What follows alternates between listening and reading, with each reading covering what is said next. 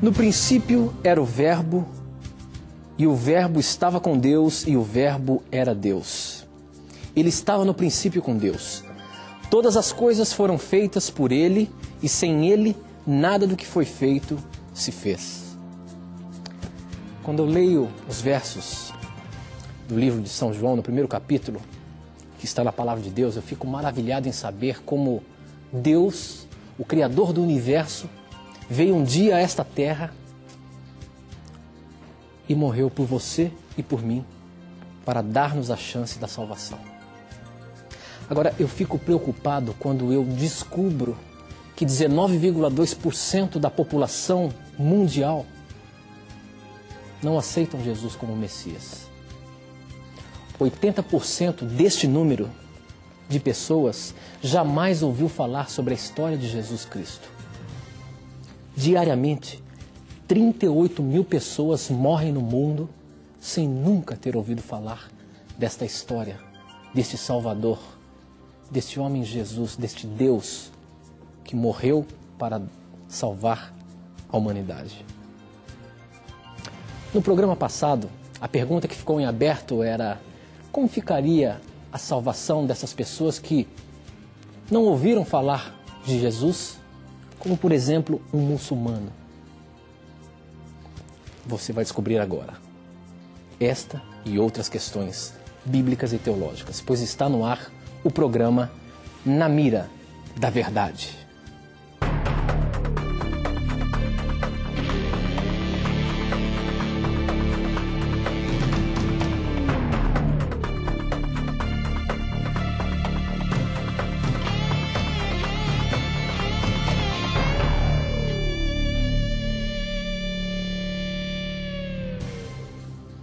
Seja muito bem-vindo, está no ar o programa Na Mira da Verdade. Você já sabe, né? Todas as quartas-feiras à noite você está aí ligado com a gente, porque afinal de contas você faz este programa. As suas dúvidas, as suas perguntas bíblicas, nós colocamos na Mira da Verdade. E você já sabe como participar do nosso programa. Você pode mandar um SMS com a sua pergunta pelo número 12 9156 6972. O conhecido torpedo, você manda e ele chega na hora aqui para mim e a gente coloca na Mira da Verdade. Ou você pode também acessar o nosso blog e mandar a sua pergunta, namiradaverdade.com.br. Lá você tem um espaço para você mandar a sua pergunta e também ela chega aqui online para a gente. Ou se ainda você preferir, entre em contato com a gente pelo telefone. Nós temos uma equipe lá grande esperando a sua ligação para você fazer a sua pergunta e ela também chega aqui na hora para a gente. 0 operadora 12 21 27 3121. Estas são as formas de você participar do programa Na Mira da Verdade. Eu agradeço o carinho da sua audiência, você que está nos recebendo aí através das ondas do rádio, da internet, da TV, onde quer que você esteja. Muito obrigado. Agora são 21 horas e 5 minutos e queremos agradecer o seu carinho aqui no programa Na Mira da Verdade. E vamos cumprimentar o nosso colega de trabalho, o professor Leandro Quadros. Como é que vai, professor? Como é que foi a semana?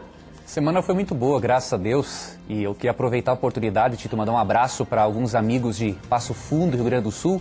Guaratinguetá, São Paulo. Opa! Então são pessoas da Santo André, meu amigo Tiago, Samuel, Nalva, Dorival, Raquel, Samuel, Adriana, pessoal querido que me recebeu no último fim de semana na igreja deles, todo o pessoal da igreja da Vila Assunção em Santo André. Que Deus abençoe a todos vocês pela forma como me receberam aí. Ok, professor. Bom, já vamos começar fervendo aqui o nosso programa. Vocês perceberam aí que eu dei algumas estatísticas de como a população mundial, grande parte dela, não conhecem, não aceitam Jesus como Salvador. E a pergunta da semana passada que ficou em aberto para hoje respondermos é a seguinte, professor Leandro Quadros. Vamos lá, meu amigo. Como será a salvação de pessoas que vivem a vida inteira sem ouvir falar de Jesus? Como, por exemplo, um muçulmano, professor. Como é que fica a questão dessas pessoas que não ouviram falar de Jesus? Como será a salvação? Pergunta muito inteligente. E ela é respondida da seguinte maneira, nós vamos ver alguns textos bíblicos aqui. Se Deus se revelasse ao ser humano apenas de uma maneira, apenas pela Bíblia, Tito, realmente nós não veríamos salvação para outras pessoas, a não ser quem tem contato com a Bíblia. Mas a própria Bíblia afirma que Deus não se revela apenas pelas Escrituras. Deus tem outras maneiras de se revelar ao ser humano. Eu queria ler um texto aqui, que está em Hebreus capítulo 1, versos 1 e 2. Havendo Deus outrora falado muitas vezes e de muitas maneiras aos pais pelos profetas, nesses últimos dias nos falou pelo Filho, a quem constituiu herdeiro de todas as coisas, pelo qual também fez o universo. Nós percebemos aqui no texto que Deus se revela de muitas maneiras ao ser humano. E a principal delas, aqui no verso 2, é por meio de Jesus Cristo. Se você quiser conhecer mais sobre Deus, basta estudar sobre a vida de Cristo. Mas e as pessoas, por exemplo, como os muçulmanos, que nunca tiveram contato com a Bíblia e que não conheceram o Senhor Jesus? Nós temos que ter em mente que Deus se revela de outras maneiras. Lá em Romanos 1, verso 20, um texto que eu já li aqui no programa, Paulo afirma de pagãos, não está falando de muçulmanos, né, mas o princípio se aplica. Está falando de pessoas que nunca ouviram falar de Deus, mas que puderam conhecer algo a respeito dele na natureza. Então viram a natureza, perceberam um planejamento inteligente e acreditaram em Deus. E mais, viveram de acordo com a luz que receberam. Quando nós lemos Isaías 30, 21, nós aprendemos que o Espírito Santo, a terceira pessoa da Trindade, se comunica com o ser humano por meio da consciência. Então todas as pessoas têm uma consciência moral. Todas as pessoas, seja um cristão, seja um judeu, seja um muçulmano, seja um budista, têm uma consciência moral através da qual Deus pode se revelar a ele. Então Deus tem muitas maneiras de se revelar ao ser humano. E com certeza Deus vai se revelar a cada um de acordo com as oportunidades que essa pessoa tem de receber essa revelação. Se muitos não têm a Bíblia, Deus fala pela natureza. Deus fala pela consciência. Deus fala pela consciência moral. A Bíblia diz também que Deus fala por profetas. Deus não usa mais esse método, mas uma vez ou outra Ele pode fazer isso, como fez no passado, pode dar um sonho para comunicar algo a alguém, não é, Tito? Então Deus tem muitas maneiras. No caso de um muçulmano, não fica difícil Deus se comunicar com ele, porque o muçulmano já crê em Deus. E mais, no Alcorão tem alguns princípios bíblicos lá escritos. A Bíblia, por exemplo, orienta a não comermos carnes de animais impuros para não prejudicarmos nossa saúde. E lá o Alcorão também menciona a mesma coisa. E Maomé, no Alcorão, ele recomenda que as pessoas leiam os escritos antigos. Aqui que Maomé está se referindo, a Bíblia. Então perceba que Deus, de uma forma ou outra, não importa o meio, Deus vai se comunicar com todos. O importante é que a pessoa viva de acordo com a luz que ela recebeu e Deus irá salvá-la. Ok, professor, nós já temos uma outra pergunta aqui que nós já vamos mandar rapidinho e colocar na mira da verdade. Se na nova terra não haverá morte, como entender Isaías 65, 20? Quem mandou essa pergunta foi a Enedina de Cândido, lá da Bahia. Olha lá, professor, vou repetir. Se na nova terra não haverá morte, como entender Isaías 65, 20? Eu vou pegar minha Bíblia aqui também, quero acompanhar. Professor? Ótimo, Tito. Pode abrir aí que eu vou ler aqui esse texto. Esse texto dá uma certa confundida na mente, porque a princípio parece dar a entender que na nova terra vai haver morte. Eu vou ler o texto, Isaías 65, 20. Não haverá mais nela criança para viver poucos dias, nem velho que não cumpra os seus. Porque morrer aos 100 anos é morrer ainda jovem, e quem pecar, só aos 100 anos será amaldiçoado. E realmente esse texto está falando da nova terra. E agora? Vai haver morte ou não? Na Bíblia, querido telespectador, querido ouvinte, existem profecias com dupla aplicação. O que é isso? Uma profecia que tem uma aplicação local e uma aplicação futura. Essa profecia tinha uma aplicação local para o povo de Israel se eles tivessem sido fiéis a Deus. Deus teria tinha dado a eles a nova terra restaurada. Então essa é a primeira aplicação. A segunda aplicação dessa profecia é para a nova terra que nós teremos, que nós desfrutaremos dela quando Jesus voltar. Agora, por que o detalhe da morte não se aplica ao futuro, quando Cristo voltar? Porque de acordo com Apocalipse 22, verso 2, lá nós vamos comer da árvore da vida, então nós seremos imortais. Então, existem na Bíblia profecias de dupla aplicação. Essa primeira aplicação só era para o povo de Israel. Os detalhes da profecia são para um público específico. Agora, o aspecto geral da profecia se aplica para o futuro, certo? Então aqui Isaías, Deus está falando ao povo de Israel, caso o povo de Israel tivesse sido fiel a Deus em obedecer a palavra de Deus. Ok, professor. Olha, eu tenho uma pergunta aqui, parece inusitada, mas isso daí é uma dúvida, viu, pastor? Vamos professor? vamos ver. Nós temos muitas perguntas que chegam mais ou menos parecidas com essa, mas eu quero passar para você. Quem mandou para a gente foi a Maria, ela é daqui de Jacareí, São Paulo, e ela diz o seguinte: os ETs existem? Se não, então por que eles aparecem para certas pessoas, professor? Olha aí, ó. Pergunta muito interessante porque... Os extraterrestres estão aí aparecendo para pessoas, professor? Como é que é essa história? A Bíblia menciona mesmo, a Bíblia dá a entender assim claramente que existe vida em outros mundos. Eu vou ler um texto aqui. É mesmo? Que é 1 Coríntios 4, verso 9. Só que eu vou explicar que esses seres, Tito e querido telespectador e amigo ouvinte, não são esses ETs, essas coisas horríveis que aparecem por aí. Vamos ler 1 Coríntios 4, 9. Afirma o seguinte: porque a mim me parece que Deus nos pôs a nós, os apóstolos, em último lugar, como se fôssemos condenados à morte.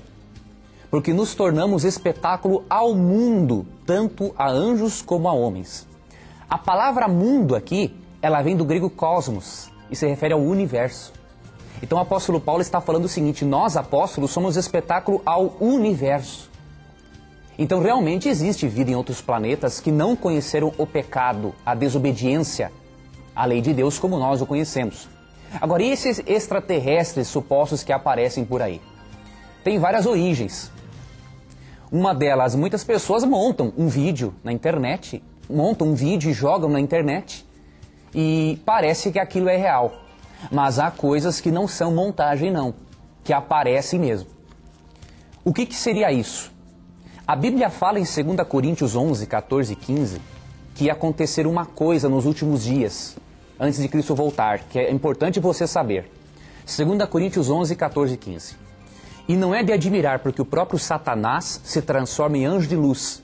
Não é muito, pois, que os seus próprios ministros se transformem em ministros de justiça, e o fim deles será conforme as suas obras.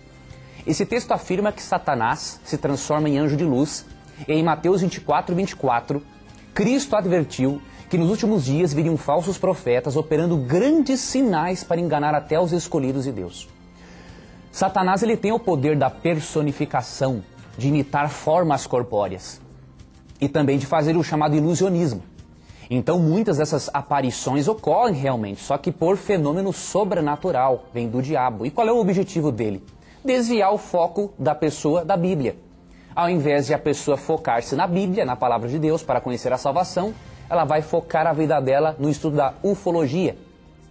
Vai perder o seu tempo, porque são aparições, manifestações de Satanás com o objetivo de tirar dela o foco, que é a palavra de Deus.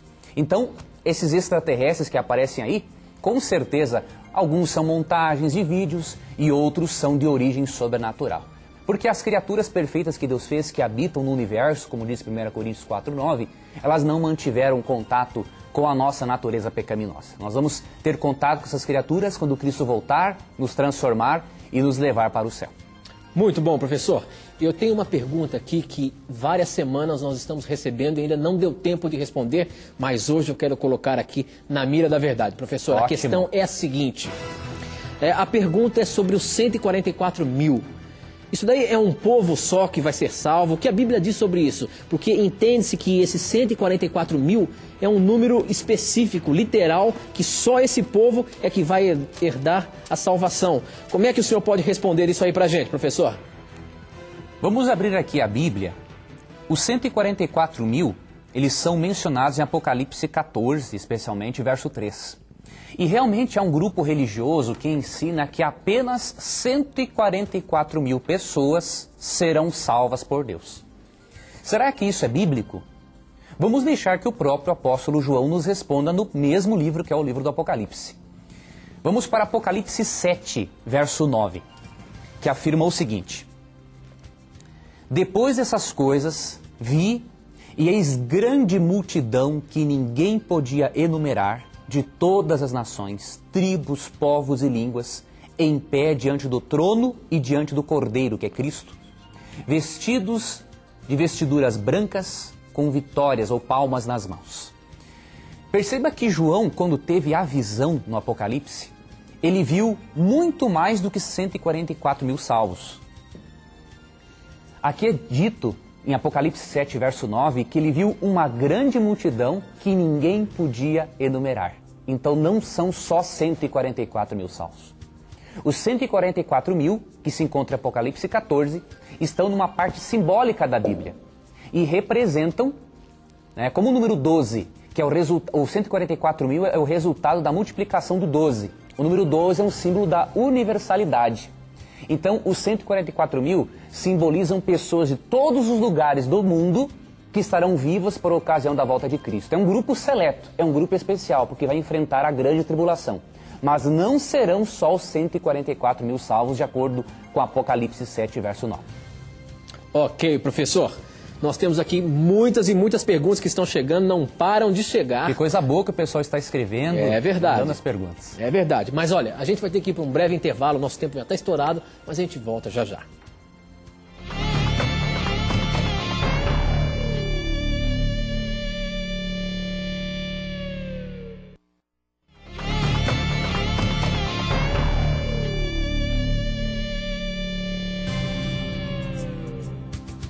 Já estamos de volta, este é o programa Na Mira da Verdade. Se você está chegando aí agora, este é um programa onde você tira suas dúvidas bíblicas, questões teológicas, o que você tiver, não tenha preconceito, pergunte pra gente que a gente vai colocar na mira da verdade e tudo vai ser respondido à luz da palavra de Deus.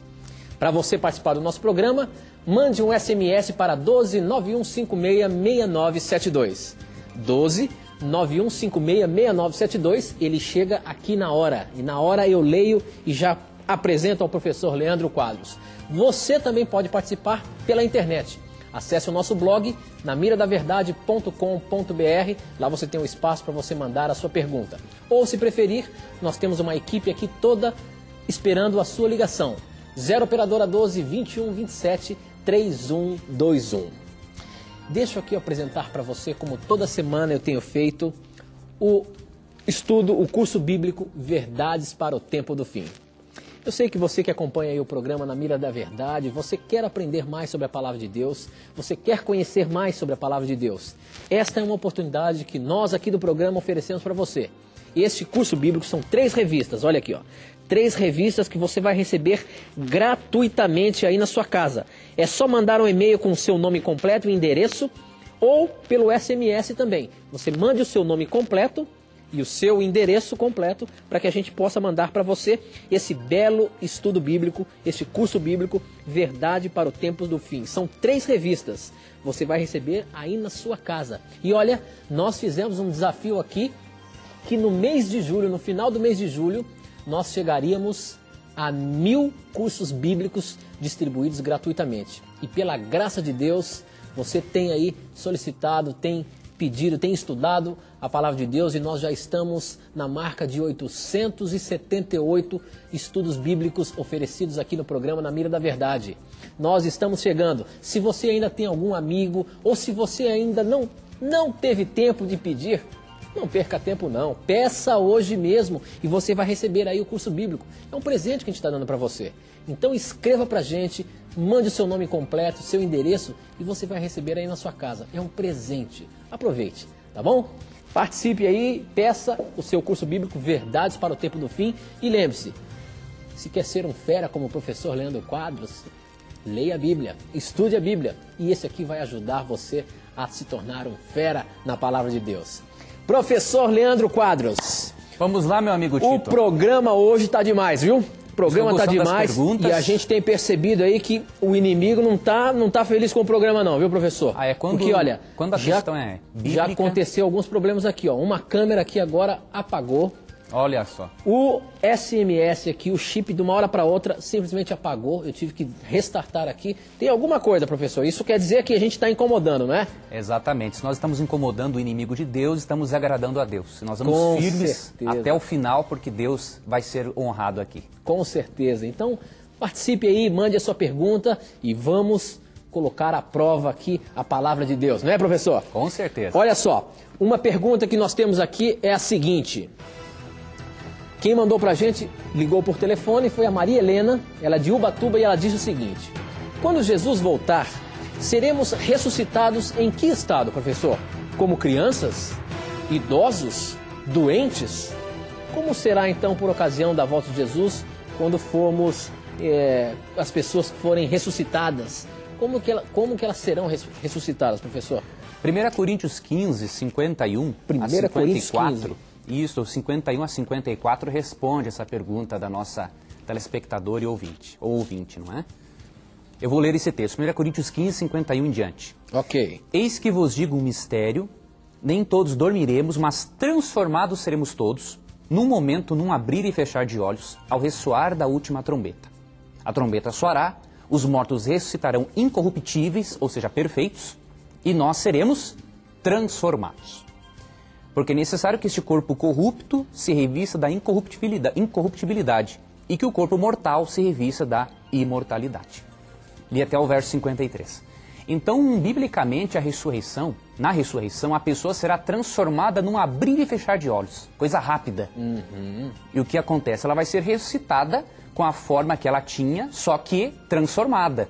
Se a pessoa morreu sem uma perna, né, sem um olho, aleijada, não importa como, ela vai ser ressuscitada e ao mesmo tempo, no abrir e fechar de olhos, transformada, de acordo com a Bíblia. Então Deus vai nos transformar já na ressurreição, e como nós vamos comer da árvore da vida no céu, nós vamos continuar num processo de desenvolvimento até atingirmos a estatura de Cristo, de acordo com Filipenses 3, 20 e 21, né, e Efésios 4, 13 também. Mas, professor, essa estatura, o senhor está querendo dizer aí, fisicamente, ou seja, talvez seremos um pouco menor que Jesus e vamos crescer? Como é que é essa história? Nós vamos ser assim maiores que somos hoje, porque Adão, quando foi criado por Deus, ele foi criado, diz lá em Salmos, que ele foi feito um pouco menor do que Deus. Então o ser humano ele vai ser transformado para ter a sua estrutura genética recuperada e também a sua altura. Nós hoje somos desse tamanho porque o pecado corrompeu-nos, não é? E tem mais um detalhe, nós também seremos transformados, essa estatura de Cristo também se refere que nós vamos atingir aquela plenitude de sabedoria que Cristo quer nos dar. Vamos desenvolver tanto no aspecto físico, quanto também no aspecto mental. Que bênção, hein, professor? Uma maravilha. É bom demais para não ser verdade. Alguns dizem que é bom demais para ser verdade, né? E tudo está na mira da verdade. Tudo está na mira da verdade. Professor, é o seguinte, já temos aqui uma outra pergunta que ela é bem interessante, professor. E diz o seguinte, é pelo SMS que chegou aqui, eu estou até com a Bíblia aberta, mas eu quero perguntar para você, professor. É o seguinte, quando Jesus estava no mundo, ele era 100% homem ou Deus? E ela mesmo depois perguntou novamente, que Jesus habitou no mundo, ele era homem ou Deus? Quem fez essa pergunta foi o Beto, lá de Pernambuco, professor. Eu vou ler dois textos aqui. O primeiro deles se encontra em João 1,14. Você começou lendo, Tito, esse capítulo no programa de hoje. Gosto muito do Evangelho de João. E vamos responder essa pergunta. João 1,14 afirma o seguinte, e o verbo, aqui se refere a Cristo, o agente ativo da criação de Deus, se fez carne e habitou entre nós. O termo habitar seria mais ou menos assim, não existe no português esse termo, mas seria tabernacular, né? Cristo realmente armou uma tenda aqui no nosso planeta. Habitou entre nós cheio de graça e de verdade, e vimos a sua glória, glória como do unigênito do Pai. Esse texto deixa bem claro que Cristo era 100% humano. Agora vamos para outro texto. João 20, 28. Tem muitos versos sobre a divindade de Cristo, mas eu vou ler este aqui agora. João 20, 28. Quando Tomé viu o Cristo ressuscitado, porque ele não acreditava que Cristo havia ressuscitado, Tomé exclamou, Senhor meu e Deus meu. Tomé chamou Jesus de Deus e não foi repreendido por isso, porque Jesus é Deus. Então Jesus, quando esteve na terra, ele era 100% homem e 100% Deus. O que aconteceu com Cristo foi o seguinte, você pode ler Filipenses 2, 5 a 8, e você vai perceber que a divindade de Cristo foi revestida pela humanidade dele. Mas isso não fez com que Cristo deixasse de ser divino. Então, resumindo, Cristo era 100% humano e 100% divino. Ok, professor, olha, tem várias perguntas chegando aqui, olha. Agora eu quero lhe fazer uma. Tem uma aqui no SMS, mas tem uma muito interessante que chegou aqui por telefone. Quem mandou essa pergunta para a gente, professor, foi o Flávio de Campinas. Um abraço a você, Flávio. A sua pergunta é a seguinte: se uma pessoa é fiel a Deus durante a vida inteira e quando em apenas um momento de infidelidade ela morre, como Deus fará a justiça? Dando-lhe ou negando-lhe a salvação? Como fica essa questão, professor? Olha, a Bíblia afirma em Mateus 16, 27 e também em Apocalipse 22, 12, até vou ler um texto aqui, que o julgamento de Deus nunca é por um ato isolado apenas. Mateus 16, 27. Porque o Filho do Homem há de vir na glória de seu Pai com seus anjos, então retribuirá a cada um conforme as suas obras. Perceba que obras aqui está no plural. Isso não quer dizer que a salvação é pelas obras, a salvação é pela graça, de acordo com Efésios 2, 8 e 9. Mas as obras, elas são uma demonstração da verdadeira fé, aquela fé que transforma. Então, querido telespectador de Campinas, tenha certeza que Deus não vai avaliar uma pessoa por um único ato isolado. Deus não faz isso. Deus julga levando em conta as obras que vieram da fé. Deus julga também se a pessoa aceitou a Cristo como Salvador. Deus avalia se essa pessoa teve oportunidades de conhecer a Deus. Deus avalia a estrutura genética dessa pessoa para saber que condições ela tinha ou não de obedecer a certos mandamentos de Deus. Então Deus vai levar tantas coisas em conta no juízo. Por isso que o nosso Deus é o Deus da justiça, é o Deus da misericórdia, Ele é o justo juiz. Somente Ele pode julgar com critérios fiéis qualquer ser humano. Então tenha certeza que Deus não julga nenhuma pessoa apenas por um ato isolado. Na mira, professor, na mira da verdade. Olha a outra questão que nós temos aqui agora. Gostaria de saber qual é a relação de Constantino com a Bíblia, professor. Mas espera um pouquinho, nós vamos para um breve intervalo e a gente volta já já.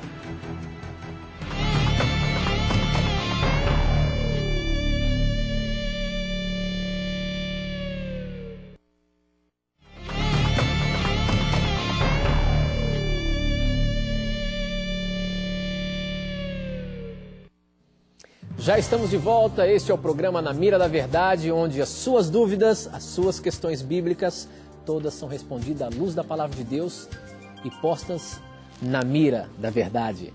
Esse é o programa onde você tira suas dúvidas. Muito obrigado pelo seu carinho e por sua audiência. E agora, em especial, eu gostaria de mandar um abraço muito carinhoso para os nossos queridos irmãos da igreja, os nossos queridos irmãos Testemunhas de Jeová, que têm acompanhado o nosso programa e têm feito muitas perguntas. Muito obrigado pelo carinho de vocês.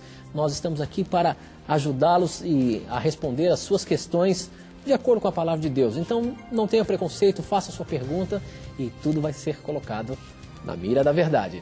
Professor Leandro Quadros, a pergunta que nós encerramos aqui o bloco é a seguinte: gostaria de saber qual é a relação de Constantino com a Bíblia. Agora, quem era Constantino, professor? Como que é essa história aí? O que tem a ver esse cara com a Bíblia? É assim?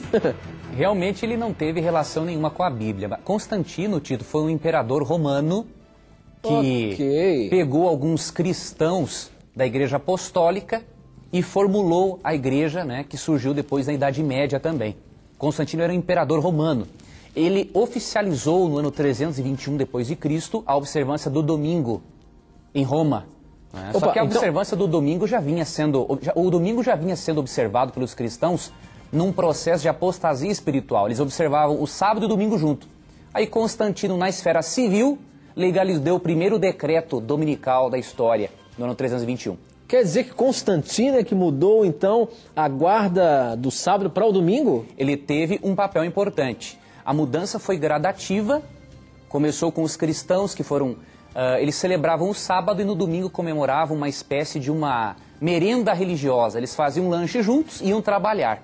E depois foi vindo o período de apostasia na igreja, o domingo se infiltrou no cristianismo, o sábado foi esquecido, e aí na esfera civil, 321, Constantino teve um papel importante, sim, no estabelecimento da guarda do domingo. Agora, Constantino, Tito, não tem relação nenhuma com a Bíblia.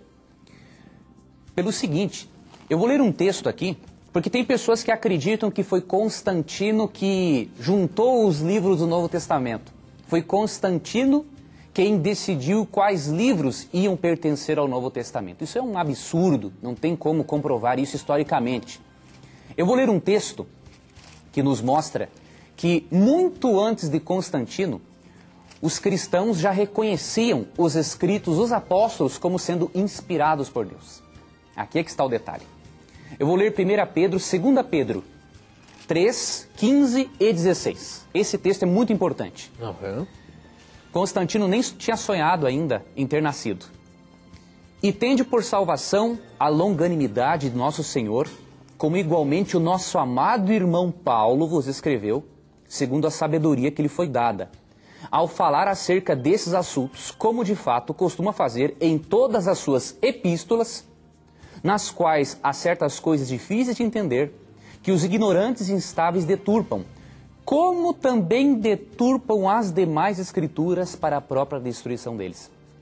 Perceba que Pedro está falando de Paulo, das epístolas de Paulo, e Pedro chama as epístolas de Paulo como fazendo parte das demais escrituras. Então Constantino não havia nem nascido e a igreja cristã já reconhecia os livros do Novo Testamento, porque nos dias dos apóstolos, quando os apóstolos morreram, Tito, aconteceu de muitos escritos apócrifos surgirem, né? Apócrifo quer dizer escondido, e o autor que escreveu é um autor oculto. Então, para preservar os escritos apostólicos, os próprios cristãos da igreja cristã reuniram esses livros que nós temos no Novo Testamento, os 27. Então, Constantino não teve parte alguma na formação da Bíblia. Ok, professor. Então já vamos pular para outra coisa. Veja só, a pergunta é a seguinte. Na mira da verdade, professor, a questão é: uma mulher que mora com um homem há 10 anos sem ser casada, ainda é adultério? Se é ou não, por que os pastores batizam? Como é que é, professor? Os pastores podem batizar essa pessoa que não é casada, ela está em adultério? Como é que fica essa questão? Veja bem, nós vivemos em um mundo de pecado que nem sempre conseguimos viver o ideal. Eu já atendi uma pessoa com esse mesmo problema, só que ela era casada há 20 anos. Ou melhor, estava com uma pessoa na mesma casa há 20 anos. Esse indivíduo havia abandonado a esposa, adulterou, e há 20 anos estava casado com outra pessoa, já tinha filhos, já tinha uma segunda família, e a primeira esposa já tinha um marido também. Nós não cremos que, apesar de o adultério ser um pecado grave para Deus, assim como qualquer outro pecado, que o adultério seja um pecado imperdoável. Eu não vejo isso na Bíblia. Eu leio, por exemplo, 2 Samuel 12, e percebo que Davi, mesmo tendo adulterado com Batseba, ele colheu sim as consequências do erro dele, mas foi da descendência deles que veio Cristo. Então Deus perdoou Davi. Se essa pessoa vive há 10 anos, já tem uma outra família, será que para ela ser perdoada, Deus quer que ela abandone a outra família e volte para a primeira? É uma segunda família destruída. Então nós não conseguimos nem sempre viver o ideal de Deus neste mundo. Então Deus perdoa essa pessoa, se ela se arrepender de coração, cuidar agora desta família, mas é claro, ela vai ter que passar por um período de tempo, de acordo com a igreja a qual ela pertence, até ela poder ser batizada novamente. Porque isso é importante para que a igreja possa manter as coisas no lugar, para que os jovens, para que os adultos tenham a consciência do quão sagrado é o casamento. Então, essa pessoa pode sim ser perdoada por Deus, ela não está num eterno adultério, assim como eu minto uma vez, não estou eternamente na mentira, Deus pode perdoar. Agora, tenha a consciência de que precisa de arrependimento sincero e crer que, infelizmente, nós não vivemos sempre o ideal de Deus num mundo de pecado. Temos que confiar na misericórdia divina. Eu gosto quando você fala aquele seu chavão, a diferença de pecadeiro e pecador, né, professor? É isso mesmo, há uma diferença. Nós todos somos pecadores. Falhamos, erramos. Agora não podemos ser pecadeiros, que faz do pecado um estilo de vida. Ok, professor, nós já vamos partir para uma outra área. Agora é sobre vestimenta e a pergunta é a seguinte. A Bíblia diz que devemos ser simples como uma pomba. Portanto, é pecado usarmos uma roupa muito bonita para ir à igreja?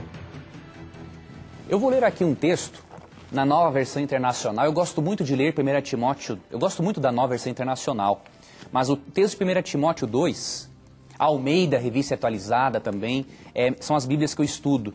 Mas tem um texto aqui em 1 Timóteo 2,9, que nos dá orientação a respeito do vestuário. Primeiramente, não é errado você ir com uma roupa bonita para a igreja, porque Deus, quando pede para nós sermos modestos, Ele não pede para sermos deselegantes. Você tem que se vestir com elegância. Um cristão ou uma cristã que segue a Jesus Cristo tem que se vestir com elegância, tem que demonstrar no seu modo de vestir que é uma pessoa de bem com a vida, de bem com Deus. Agora, as orientações para o vestuário estão em 1 Timóteo 2, 9 e 10. Se você seguir esses princípios, você pode usar uma roupa tranquilamente, tendo a certeza de que você vai estar honrando a Deus pelo modo como você se veste. Diz 1 Timóteo 2, 9 e 10 na Nova Versão Internacional. Da mesma forma, quero que as mulheres se vistam modestamente, com decência e discrição, não se adornando com tranças e com ouro, nem com pérolas ou com roupas caras, mas com boas obras, como convém a mulheres que declaram adorar a Deus.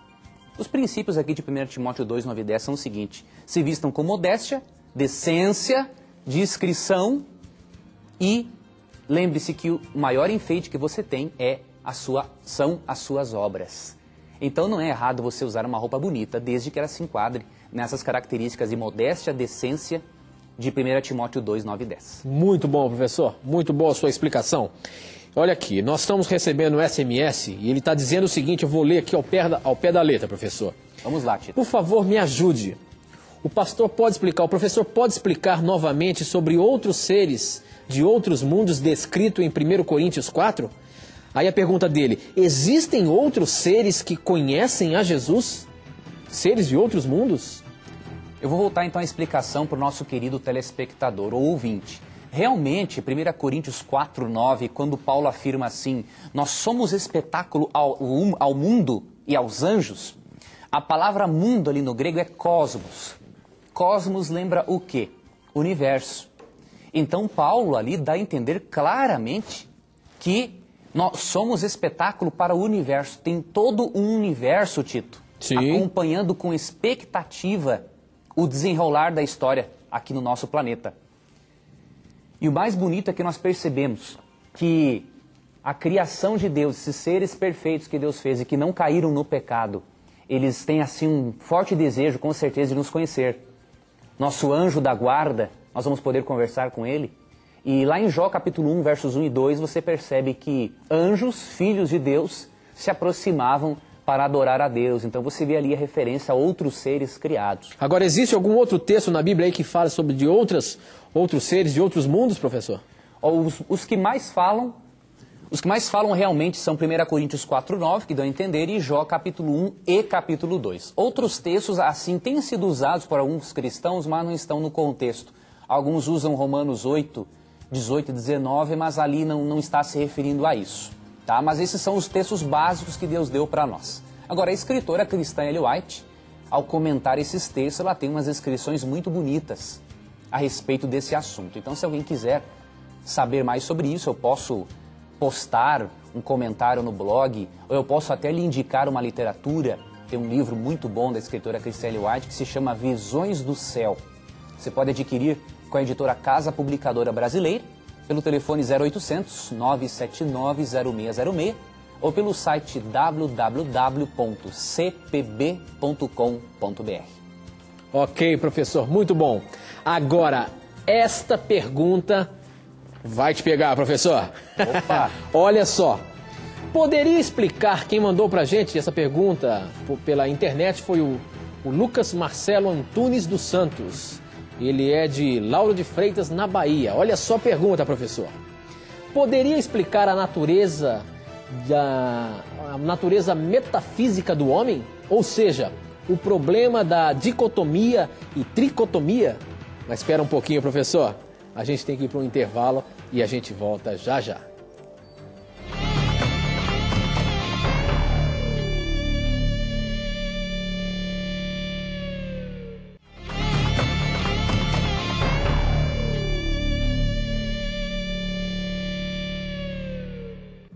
Já estamos de volta, esse é o programa Na Mira da Verdade. Agora são 21 horas e 47 minutos e ao vivo estamos falando para todo o Brasil e o mundo, através das ondas do rádio, da internet e aqui da TV Novo Tempo. Muito obrigado pelo seu carinho e a sua audiência aqui no nosso programa. Professor Leandro Quadros, eu fiz a pergunta para você aí. E é uma pergunta capciosa, hein? Como é que é? Tá difícil ou tá fácil essa daí? Olha só a pergunta. A pergunta é a seguinte: poderia explicar a natureza metafísica do homem? Ou seja, o problema da dicotomia, tricotomia, como é que fica essa história aí, pastor? Essas palavras aí até complicadas, como é que é essa história? Ó, para a Bíblia é fácil de entender esse assunto. Quando nós vamos aqui a 1 Tessalonicenses 5:23 e também Gênesis 2:7, tem muitos outros textos, nós entendemos que não existe, o ser humano não tem uma natureza dicotômica ou tricotômica. O que é isso? Dicotomia é a divisão, querido ouvinte, telespectador, do ser humano em corpo e alma. Duas partes. Tricotomia quer dizer a divisão do ser humano em corpo, alma e espírito. A maioria da cristandade tem adotado uma dessas teorias, juntamente com o espiritismo, que o ser humano é dividido em corpo, alma, dicotomia, ou em corpo, alma e espírito, tricotomia. Mas a Bíblia apresenta o ser humano como tendo uma natureza holística. O que é holístico? É um todo integral, inseparável. Eu vou ler isso em 1 Tessalonicenses 5:23. O mesmo Deus da paz vos santifique em tudo, e o vosso espírito, alma e corpo sejam conservados íntegros e irrepreensíveis na vinda de nosso Senhor Jesus Cristo. Paulo aqui não está dividindo o ser humano em três, mas de forma didática está dizendo o seguinte: que a sua espiritualidade, que a sua alma, ou seja, a sua mente e o seu corpo sejam conservados íntegros e irrepreensíveis para a volta de Jesus. Ou seja, quando Cristo voltar, ele vai encontrar aqui seres humanos preparados de forma holística, ou seja, seres humanos que trabalham o físico, o mental e o espiritual. Na Bíblia não há essa divisão grega da natureza humana. Quem fez essa divisão, primeiramente, foi Platão, depois Sócrates e outros filósofos gregos pagãos, não é? E a Bíblia não concorda com esse posicionamento de que o ser humano é dividido em dois ou em três partes. E Gênesis 2:7, que menciona ali a forma como Deus criou o ser humano, aí deixa o assunto mais claro ainda, que mostra essa natureza holística, ou seja, o ser humano é um todo inseparável, de acordo com a Bíblia. Gênesis 2:7 afirma: então formou o Senhor Deus ao homem do pó da terra, e lhe soprou nas narinas o fôlego de vida, e o homem passou a ser alma vivente. Perceba que para o homem estar vivo, ele tinha que ter o corpo e o fôlego de vida. E perceba que a Bíblia não diz que o homem tem uma alma. A Bíblia afirma que o homem é uma alma. O conceito bíblico para a alma é pessoa viva. E isso é interessante porque um teólogo chamado Oscar Cullmann, eu até tenho um livro dele aqui, e interessante que esse livro aqui não é mais publicado, mas Oscar Cullmann é considerado uma das maiores autoridades em Novo Testamento. E Oscar Cullmann é um teólogo luterano. Ele faleceu em 99, e Oscar Cullmann, ao fazer um estudo da Bíblia, ele concluiu, Tito, sabe o quê? Sim. Que o corpo não é a prisão da alma, o corpo é o templo do Espírito Santo. Como fala a Bíblia, em 1 Coríntios 6:19. E Oscar Cullmann, teólogo luterano, uma das maiores autoridades em Novo Testamento, ele concorda com o posicionamento bíblico de que o ser humano é um todo inseparável. A Bíblia apresenta, portanto, a natureza holística do ser humano. Ok, professor. A próxima pergunta é o seguinte, quem está mandando aqui é o Ronifon de Petrópolis. E ele afirma, e eu queria que você explicasse isso daí, ó. Ele afirma: a Trindade não existe na Bíblia. Me explique o texto de 1 João 5:7. Está no original? Como que é? Ele está afirmando isso e ele quer explicação sobre esse texto de 1 João 5:7. Ele afirma, eu repito, que a Trindade não existe na Bíblia. Como é que fica isso aí então, professor? Pois olha, então ele teria que provar para a gente, por exemplo, que eu sei mais ou menos uns 100, 150 textos que mostram claramente a existência da Trindade. Se me provar o contrário, eu mudo de religião. Mas como eu sei que isso não vai acontecer, eu vou explicar esse termo. Realmente o termo você não encontra na Bíblia, o termo Trindade. Agora, nós não podemos dizer que uma doutrina não existe porque um termo não está na Bíblia. Por exemplo, existe na Bíblia o termo encarnação de Cristo? Não.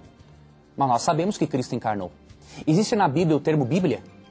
Não existe. Mas nós sabemos que a Bíblia existe. Existe na palavra de Deus o termo ascensão de Cristo, que é a subida de Cristo ao céu? Não existe. Então vamos negar a doutrina de que Cristo voltou ao céu? Na Bíblia, querido telespectador e ouvinte, nós não buscamos nomenclaturas, buscamos fatos. E a Trindade é um fato. E não tem problema algum eu criar um termo teológico para descrever um fato que está na Bíblia. Realmente, 1 João 5,7, quando menciona ali o Pai, a Palavra e o Espírito Santo, esse texto está entre colchetes na Bíblia, indicando que não está no original. Então nós não podemos usar 1 João 5,7 para provar a doutrina da Trindade. Mas nós podemos usar muitos outros. Por exemplo, Mateus 28,19, que eu expliquei até no programa passado. Alguns dizem que Mateus 28,19, o batismo em nome da Trindade, não está no original grego. Isso não existe. Nós mostramos na semana passada que as 3 palavras gregas aparecem ali. Batizar em nome do Pai, que é patros em grego. Batizar em nome do Filho, que é huiou. E batizar em nome do Espírito Santo, hagion pneumatos.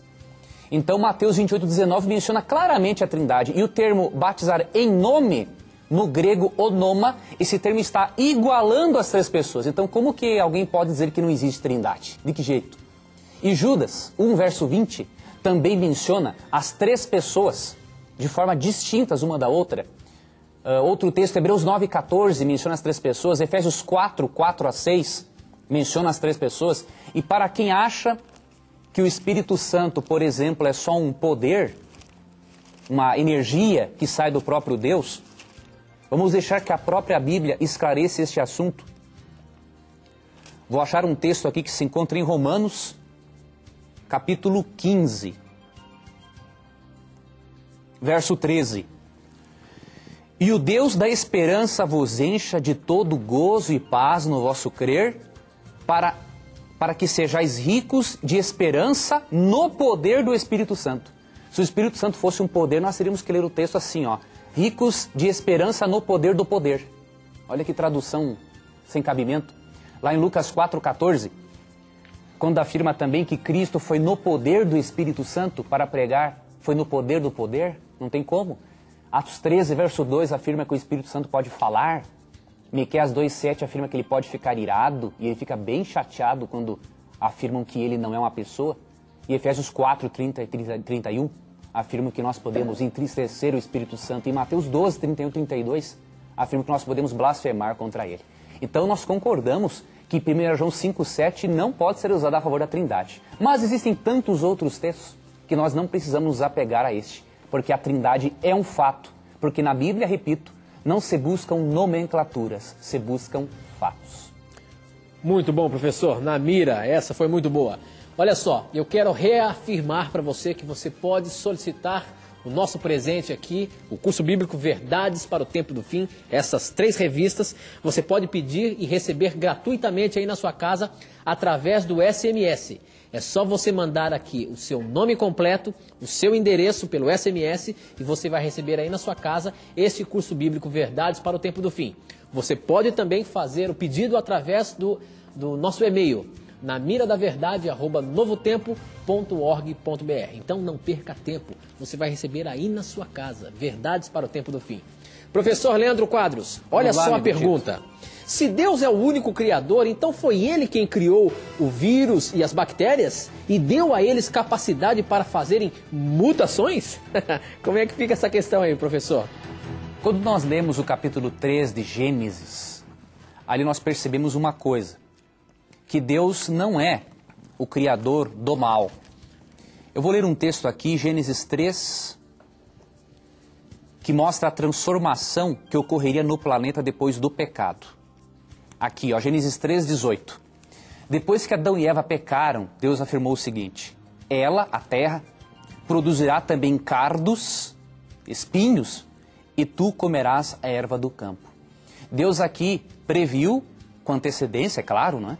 Que a terra, o planeta Terra, passaria por uma transformação depois do pecado. Então o que acontece? Muitas criaturas sofreram transformações genéticas, se adaptaram ao meio ambiente. Isso é microevolução e não macroevolução, porque ninguém provou a teoria de Charles Darwin da macroevolução. Agora, a microevolução, sim, nós acreditamos nisso, como cristãos e criacionistas.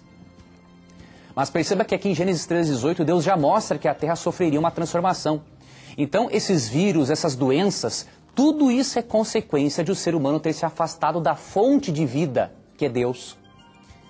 E essas bactérias surgem, muitas delas surgem por manipulação genética. Até mesmo algumas espécies de animais, por exemplo, como o pitbull, é uma manipulação genética. Então, o próprio ser humano acaba criando bactérias para matar ele mesmo. O próprio ser humano acaba destruindo o planeta de forma que a natureza reclama. E aí vem as consequências sobre todos. Então a culpa dessas doenças, desses vírus, dessas bactérias, é o próprio ser humano. E primeiramente, é óbvio, o pecado, a desobediência a Deus. Quando nós nos afastamos de Deus, tudo dá errado na vida. Então o segredo da felicidade é manter-se ligado a Deus em qualquer circunstância. Muito bom, professor. Olha só, agora a questão é quente. Vamos lá, professor. A pergunta na mira da verdade é a seguinte: por que Deus mandou o diabo para cá, aqui na terra, para fazer tanto estrago? A destruição do diabo, quando ele pecou, não teria sido melhor do que toda a desgraça que ele nos causou? Como é que fica, professor? Essa pergunta é muito interessante. Mas é o seguinte, nosso tempo acabou. Acabou? Infelizmente, esta pergunta vai ficar para o próximo programa. Professor... ok, o que eu vou fazer, não é? Eu queria responder, você não me deixa, rapaz? Um forte abraço aí. Um forte abraço, Tito. Deus abençoe você. O que você sempre diz pra gente? A gente quer ouvir essa frase que é de impacto. Como é que fica? Pois eu quero dizer para o nosso telespectador e ouvinte, continue participando do programa, continue acessando o nosso blog, faça a sua pergunta e lembre-se, se você tiver a coragem de perguntar, a Bíblia, ela tem coragem de lhe responder. Muito bom, professor. E aqui no nosso programa é assim, sempre a sua pergunta, a sua dúvida bíblica, sempre vai estar na mira da verdade. Não esqueça, peça hoje mesmo o presente que nós oferecemos para você. Verdades para o tempo do fim. Um forte abraço e até a próxima semana. Tchau.